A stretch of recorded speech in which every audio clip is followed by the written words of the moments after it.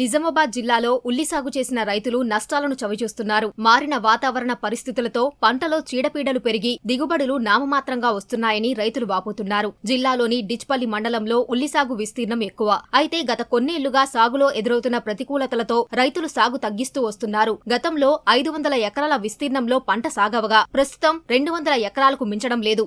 నేను యాసంగి పంటలో ఎక్కువగా ఉల్లి పండిస్తాను. గతంలో 2 ఎకరాలు 3 ఎకరాలు అట్లా వేసేవాడిని. కానీ ఇప్పుడు దిగుబడి ఎక్కువ రాకపోవడంతో, పంటకు గిట్టుబాటు ధర రాకపోవడంతో అరెకరం మాత్రమే వేశాను. పెట్టుబడి ఎక్కువ అవుతుంది, ఆదాయం తక్కువ రావడంతో వేయలేకపోతున్నాము. రోగం ఎక్కువ వస్తుంది అన్నట్టు. ఈ చలి తీవ్రత వల్ల నారు పోసుకున్నప్పుడు కూడా ఎక్కువ రోగాలతోటి నారు కూడా చనిపోవడము, ఎకరానికి వేసుకుంటే నారు పోసుకుంటే అరెకరం వరకే రావడము, అట్లా లాస్ అవుతున్నాము. ఉల్లి ఎకరం లోపల వేసినాము. విత్తనాలకు ఏం లేదన్నా 7,000కి వచ్చినాయి.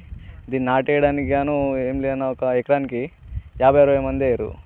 వేసినందుకు సుమారుగా ఒక్కొక్కరకు 300 వేసుకున్న 18,000 దాకా ఖర్చు వచ్చింది. ఖర్చు వచ్చిన తర్వాత మళ్ళీ ఒక ఫుల్ తడి వారిసిన తర్వాత ఫుల్ గడ్డి అయింది. గడ్డి మంది కూడా దానికి ఒక 5-6 వేలు అయినాయి. ఈ నీళ్ళు కూడా తక్కువ ఉన్నాయి. ఇంతకుముందు పోసినట్టు కూడా బోర్లు నీళ్ళు పోస్తలేదు.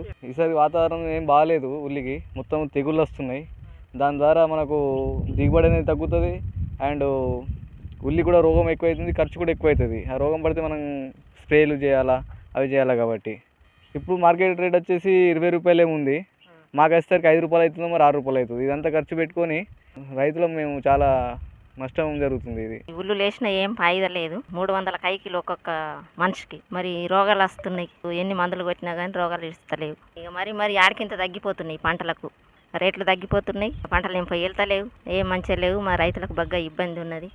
ఈ ఏడాది దిగుబడులు ఆశించిన స్థాయిలో రానందున ప్రభుత్వం కొనుగోలు కేంద్రాన్ని ఏర్పాటు చేసి ఉల్లి పంటను సేకరించాలని కోరుతున్నారు.